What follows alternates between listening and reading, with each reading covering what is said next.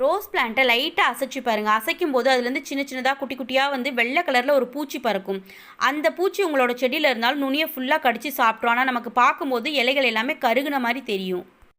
Rose plant எப்போதுமே direct sunlight open டெரஸில் வச்சுருக்கீங்கன்னா மண் லைட்டாக மாய்ஸ்டாக இருக்கணும்னு நீங்கள் அதுக்கு ஒரு முக்கியமான டிப்ஸ் ஃபாலோ பண்ணலாம்.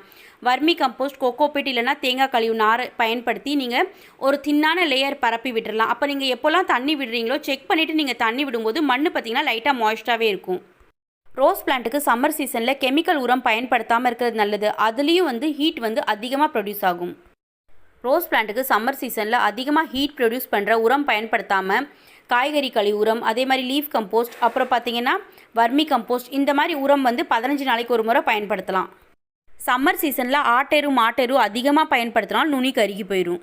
சம்மர் சீசனில் எந்த உரம் கொடுக்குறதா இருந்தாலும் நம்ம ரொம்ப கவனமாக இருக்கணும். இல்லை அப்படின்னா வாரத்துக்கு ஒரு முறை லிக்விட் உரம் வந்து நம்ம பயன்படுத்தலாம்.